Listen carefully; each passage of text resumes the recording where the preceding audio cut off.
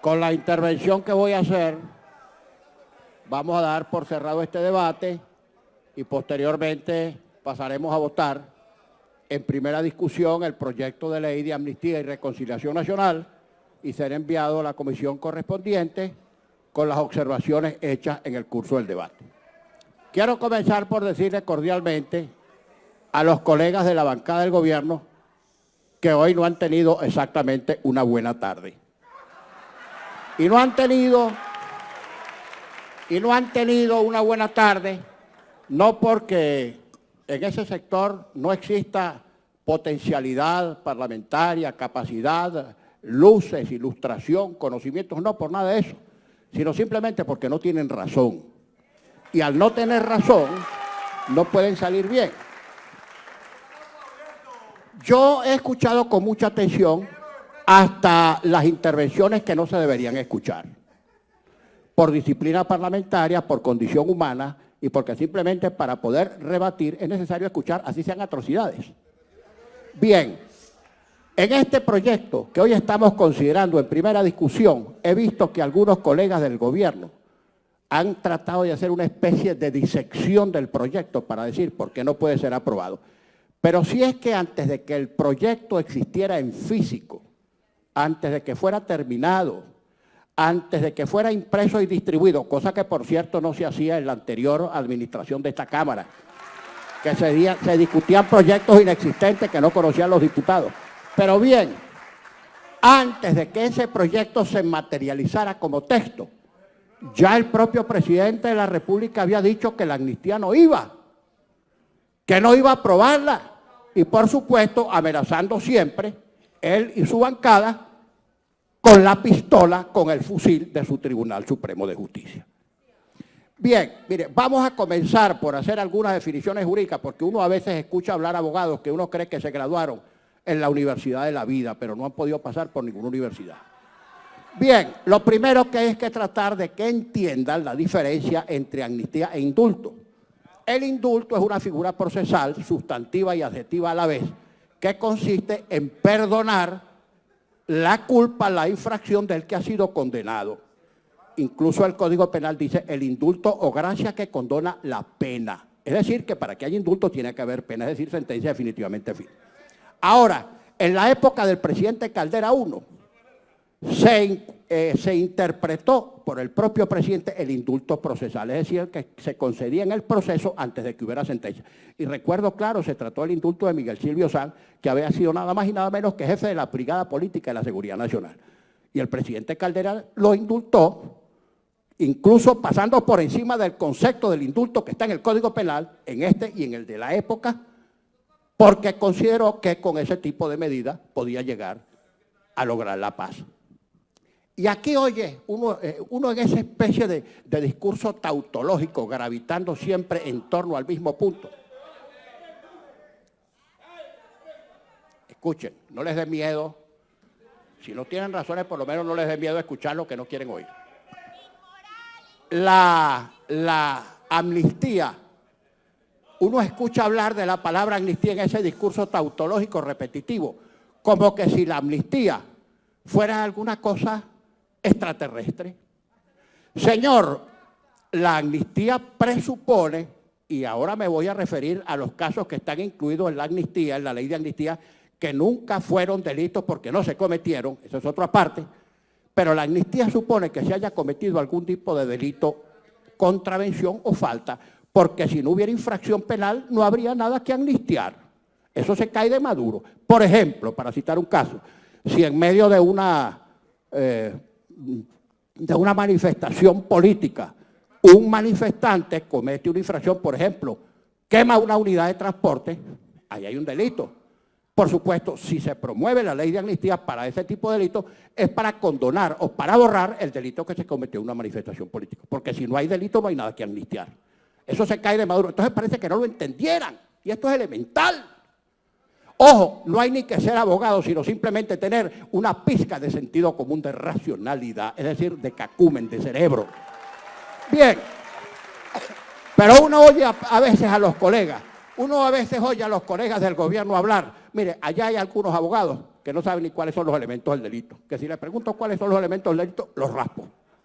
Se lo voy a decir para que lo anote, colega. Acción, tipicidad, antijuricidad, imputabilidad, culpabilidad y condiciones objetivas de punibilidad. Anote, para que aprenda derecho penal. Porque hay abogados que son penalistas porque dan pena. Son penalistas porque dan pena. Bien, y aquí están hablando como que si la justicia en Venezuela fuera ascética, pulcra, transparente. Señor, ¿cómo puede ser un juzgador transparente si aquí era diputado, perdió las elecciones porque lo vapulearon y al día siguiente aparece de juez del Tribunal Supremo de Justicia? Ese es un juez imparcial. Ese es un juez imparcial. Esto es una grosería y una inmoralidad descarada, chicos, es lo que es eso. Vergüenza les debería dar. Vergüenza.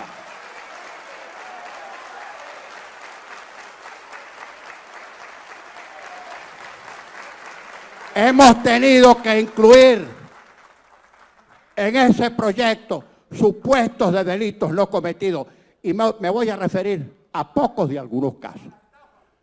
Independiente. Si quieres anótate que contigo no se aprende nada. De inteligencia no te vas a morir. Hay hechos que incluso no han sido cometidos como delitos y has tenido que incluirlos para poder liberar a los presos. Me voy a referir a muy pocos casos. Me voy a referir, por ejemplo, al caso de Leopoldo López. En el caso de Leopoldo López, el fiscal, que es una especie de delincuente prófugo, se va corriendo y confiesa que a él le dieron instrucciones de imputarlo, aunque él sabía que no había cometido delito. Y ese es el fiscal, y en base a esa acusación fiscal lo sentenciaron. ¿Y qué prueba opera contra él? Un informe semiológico, interpretativo de unos discursos, y la propia experta a quien llamaron para rendir la prueba, dice que ahí no había nada.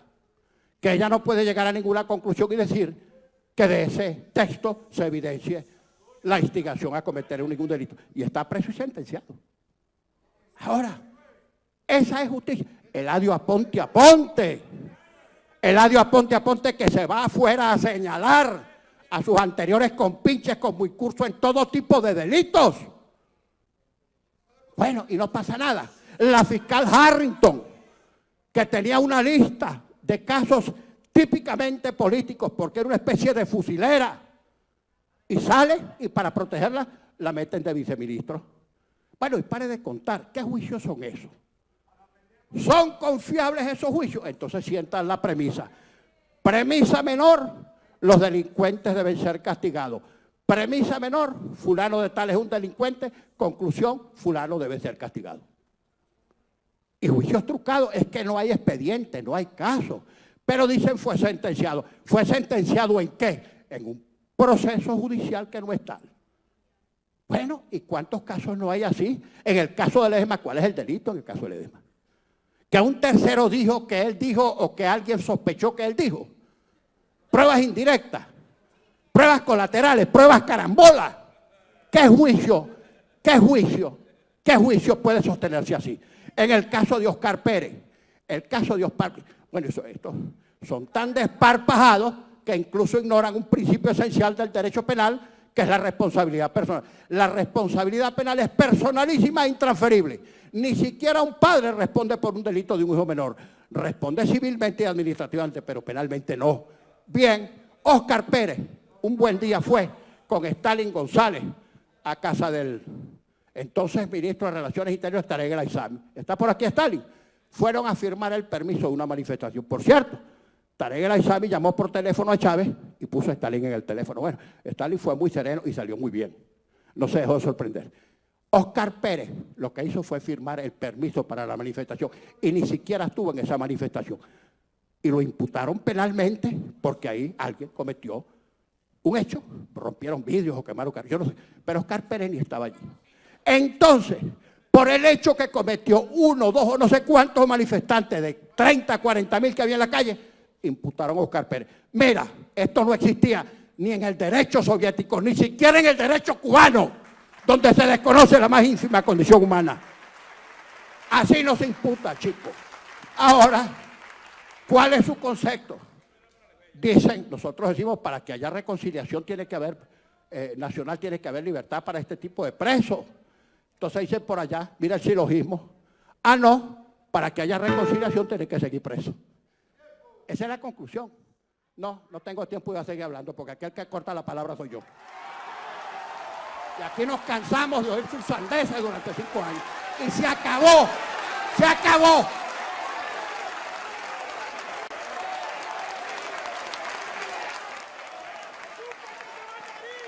Les quiero decir unas pocas cosas más. Cuando concurrimos a Miraflores, tú no tienes eso, ¿vale? Tú lo que haces es gritar, tú eres un gritón. Cuando fuimos a Miraflores, el 10 de abril del año 2014, convinimos después en que se constituyeran comisiones de trabajo para tratar de tomar algunas medidas y la comisión se constituyó.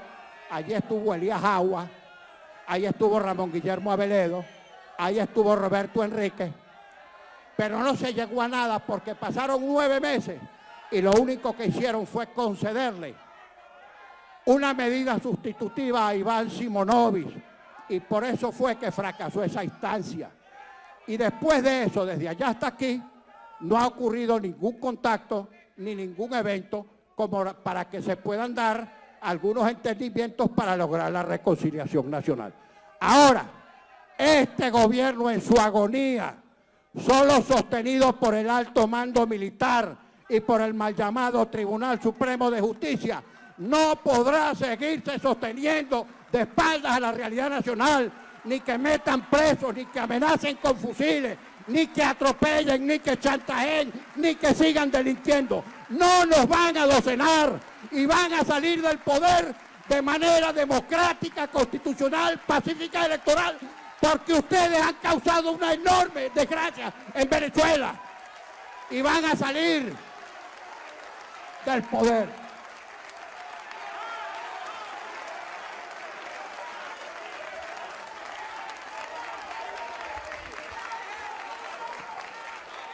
Finalmente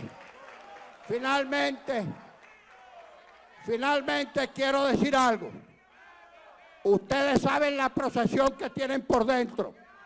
3 grupos militares conspirando adentro y 4 grupos en el PSV cayéndose a cuchillos y forzando la renuncia de Nicolás Maduro. Eso lo saben ustedes. Diosdado, tú estás muerto. A ti te rasparon y te dejaron nada más 4 miembros de la Dirección Nacional. Te pasaron la planadora a ti.